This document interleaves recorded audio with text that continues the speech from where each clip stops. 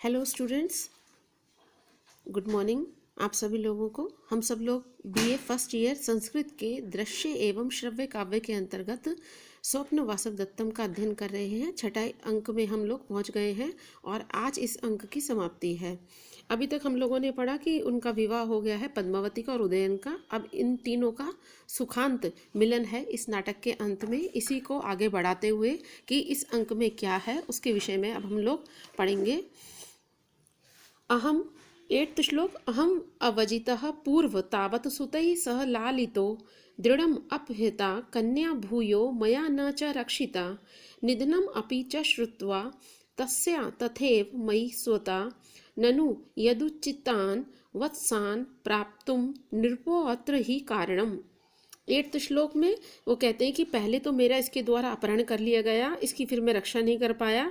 इसको हम लोग पढ़ चुके हैं वैसे कल।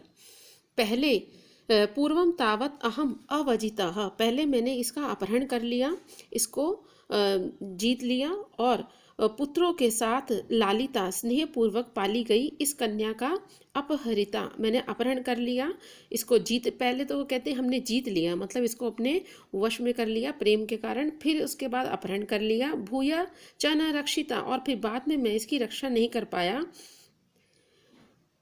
तस्याह च निधनम, और उसकी मृत्यु को श्रुत्वा सुनकर भी, तस्या मयि मेरे प्रति, तथैव स्वतः वैसी आत्मीयता, वास्तव में ही उचितान वत्सान प्राप्तुं, वत्स देश को प्राप्त करने में अत्र अत्र नृपः राजा ही कारणम, कारण है। ये मेरे प्रति अब भी इतनी ज़्यादा आत्मीयता रखते हैं वासव दत्ता के घर वाले, उस उनके प्रति राजा उदयन का कथन है। उसके बाद ये 9th श्लोक है। षोडशान्तः पुरज्येष्ठा पुण्य नगर देवता मम प्रवास दुखार्ता माता कुशलिनी ननु। अब राजा को पता चलता है कि वासव दत्ता की माता अंगारवती आई है, उनकी जो दाई है। फिर वो कहते हैं कि ये जो आई है कि क्या वो कुशल पूर्वक है, उनकी कुशल, पहले वो कहते हैं कि ठीक है उनको प्रवेश कराओ, फिर वो दुखी से होते हैं कि मैं उनकी पुत्री का संरक्षण नहीं कर पाया। फिर उसके बाद वो उनसे पूछते हैं कुशल क्षेम। आप महाराज प्रद्योत की 16 महारानियों वाले अंतःपुर में, अंतःपुर जहाँ पे रानियाँ रहती हैं उसमें, षोडशान्तः पुरज्येष्ठः, उनमें सबसे बड़ी पटरानी जिसको कहते हैं वो हैं पुण्य पवित्र, नगर देवता नगर की देवी, राज्य लक्ष्मी, मम प्रवास दुखार्ता, मेरे प्रवास के दुख से व्याकुल अर्थात दुखी, माता कुशलिनी ननु, माता अंगारवती के लिए कह रहे हैं, क्या वो कुशलता पूर्वक तो हैं। इसमें क्वेश्चन मार्क लगा है कि उनकी कुशल क्षेम पूछ रहे हैं कि आप, पहले उनकी सारी विशेषता बताते हैं कि आप उनके वत्स देश में उन राजा की पटरानी के पद से सुशोभित हैं, और अब आप के मैंने जो पुत्री है उसका मैं हरण करके ले आया है, लेकिन फिर भी आपने मुझे, मेरे प्रति किसी प्रकार का रोष प्रकट नहीं किया। आप अब कुशल पूर्वक तो हैं, अंगारवती के प्रति अपनी उदारता को प्रकट करते हुए और उनकी कुशल क्षेम को पूछते हैं। और अनुष्टुप छंद है, अनुप्रास अलंकार है।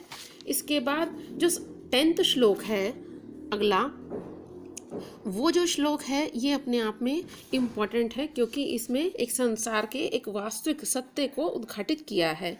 कह कम रक्ष शक्तो रक्षितुं मृत्यु काले रज्जु छेदे के घटम धारयन्ति। एक प्रश्न कि कौन उसको धारण कर सकता है। एवं लोकस्तुल्यो धर्मो वनानाम, वनानाम जो वन है, वनानाम काले काले समय समय पर छिद्यते रुह्यते च, कि वो समय समय पर उनका किस प्रकार से काटे जाते हैं और वो वापस उग जाते हैं, उस जगह पर वापस पनप जाते हैं। वो कहते हैं मृत्यु काले, मृत्यु के समय में, कहा कम, कौन किसको, रक्षितु रक्षा करने में, शक्तः सक्षम होता है, समर्थ है। मृत्यु के समय कौन किसकी रक्षा करने में समर्थ होता है। रज्जु छेदे, रस्सी के टूटने पर, के घटम धारयन्ति, कौन घड़े को धारण कर सकता है। यदि आप कुएं से पानी निकालें और उसके साथ रज्जू बंधी हुई है, घड़े के साथ, कलश के साथ, बाल्टी के साथ, और यदि वो रस्सी बीच में से टूट जाती है तो उसको उस वक्त कौन धारण करेगा। उसी प्रकार से लोकः संसार में मनुष्य भी तुल्य धर्मः धर्म समान है, वना नाम जंगलों में वृक्षों के समान काले काले समय समय पर छिद्यते रूयते च काटे जाते हैं और फिर वापस उग जाते हैं, पनप जाते हैं। इसमें अपनी बात को कवि को समझाने के लिए कवि ने अपनी बात को समझाने के लिए यहाँ पर उदाहरण का सहारा लिया है। इसलिए इसमें श्लोक में दृष्टांत अलंकार है, उपमा अलंकार है और अनुप्रास अलंकार है। शालिनी इसमें छंद है, प्रसाद इसमें गुण है, शांत रस है। छिद्यते छिद धातु लट लकार तिप प्रत्यय, रुह या धातु लट लकार तिप प्रत्यय आत्मने पद रुह्यते। तुल्य धर्मः तुल्य धर्मो यस्य स बहुब्री समास, जिनके समान धर्म हैं। अब यहाँ पर इस श्लोक में बहुत ही सही बात को बताया है कि जब जिसका समय आता है उसको बचाने में कोई भी समर्थ नहीं होता। उसी प्रकार से समय समय पर सभी प्राणी अपने प्राणों का छोड़ देते हैं, फिर वापस जन्म ग्रहण करते हैं, फिर एक दिन फिर मर जाते हैं। ये संसार का नियम है। तो इस संसार के नियम से हम सब लोग इसमें बंधे हुए हैं, कोई भी इस नियम से अछूता नहीं है।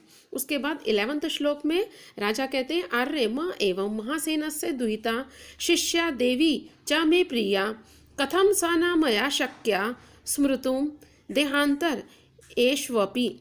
महासेन प्रद्योत की दुहिता पुत्री मे प्रिया मेरी प्रिया थी, प्रेमिका थी। शिष्या देवी सा मया, वह स्त्रीलिंग में है वासवदत्ता के लिए, और वह मेरे द्वारा देहांतर देह छोड़ने के बाद दूसरी देह प्राप्त कर लेना, अर्थात एक जन्म में मर जाने के बाद दूसरी योनि में जन्म ले लेना के उपरांत भी कथम न स्मृतुम शक्या, याद करने से समर्थ व योग्य है। वो कह रहे हैं कि अब वो इस दुनिया में नहीं है वासवदत्ता, लेकिन वो हर प्रकार से मेरी प्रिय शिष्या और मेरी प्रिय पत्नी थी। वो आज नहीं है, लेकिन वो अभी भी मेरे स्मरण क्षेत्र में विद्यमान है। मैं लगातार उसको याद करता रहता हूँ।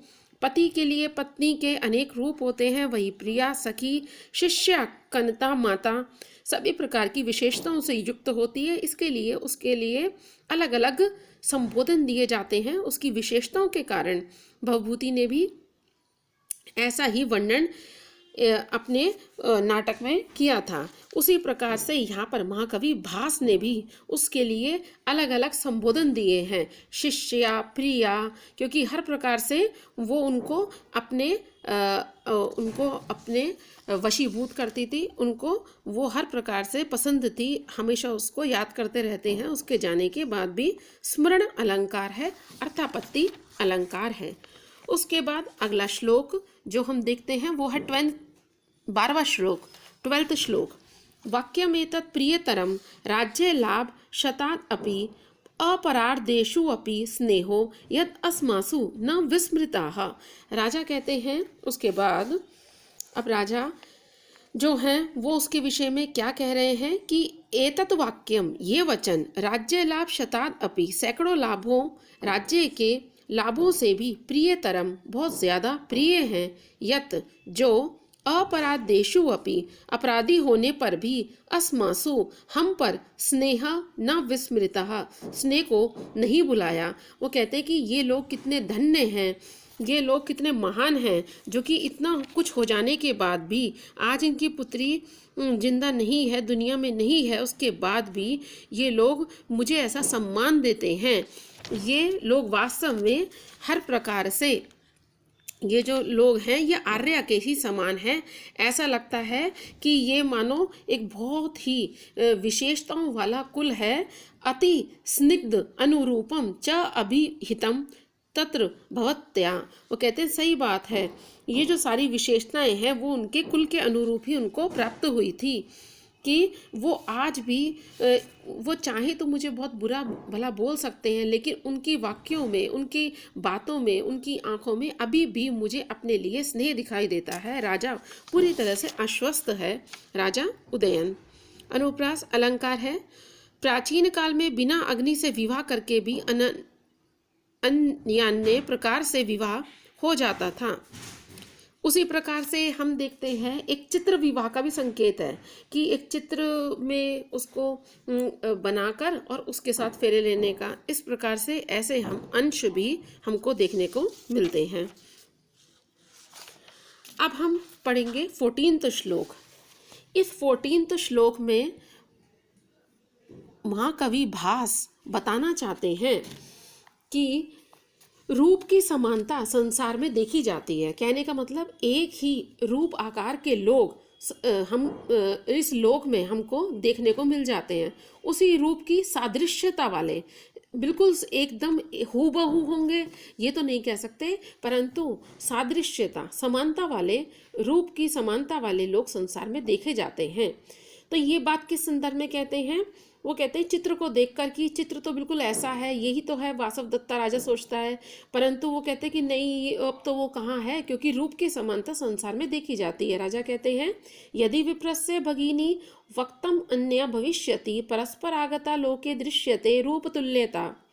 ब्राह्मण की भगिनी, विप्र यानी ब्राह्मण की भगिनी यानी उनकी बहन, यदि ये वही है, ये स्पष्ट है, अन्य भविष्यति तो ये दूसरी होगी। वो कहते हैं ये ब्राह्मण की बहन है तो कोई और ही होगी, क्योंकि ये तो क्षत्रिय कुल से संबंधित है। क्योंकि लोके परस्पर आगता, संसार में एक दूसरे से मिलने वाली रूप तुल्यता, रूप की समानता दृश्यते देखी जाती है। हम देखते हैं कि एक ही रूप वाला कोई और दूसरा व्यक्ति भी हमको संसार में दिखाई दे जाता है। इसमें एक सूक्ति का उद्घाटन है, एक सूक्ति है, इसलिए यह श्लोक अपने आप में इम्पोर्टेंट हो जाता है। प्रसाद गुण है, काव्यलिंग अलंकार है, अनुष्टुप छंद है, प्रसाद गुण वैदर्भी रीति, वयक्तम वी प्लस अच प्लस कता प्रत्यय, प्रतिग्रहितुम प्रति प्लस ग्रह प्लस तुमुन प्रत्यय, उपसीति उप प्लस स्था प्लस कतः प्रत्यय। 16th श्लोक।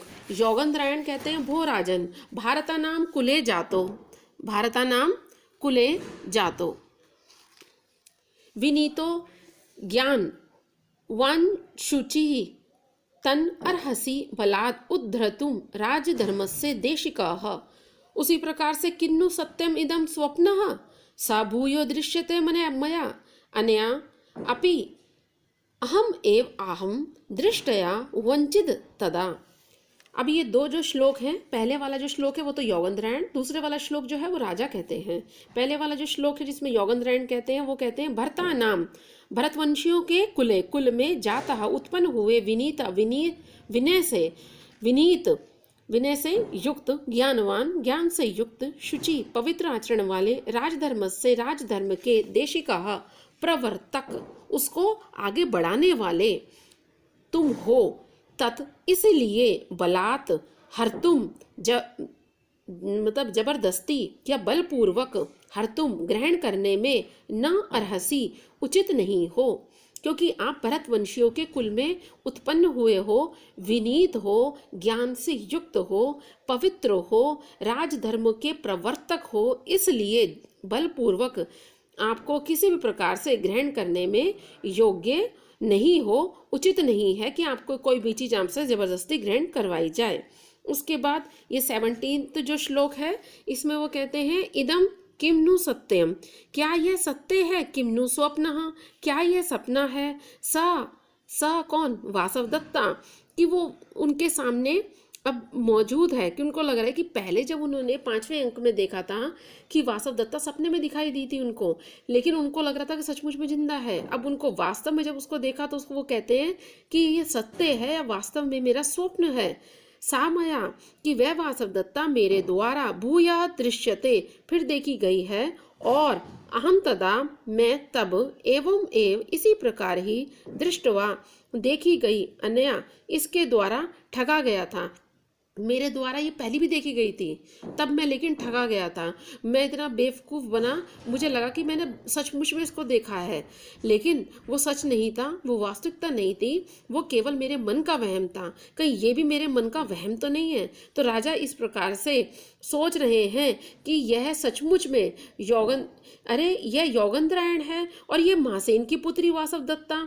फिर राजा कहते हैं कि सचमुच में वासवदत्ता मैं देख रहा हूँ सामने, कहीं मेरा सपना तो नहीं है, क्योंकि इससे पहले भी जब मैंने उसको देखा था तो मैं उसके द्वारा ठगा गया था।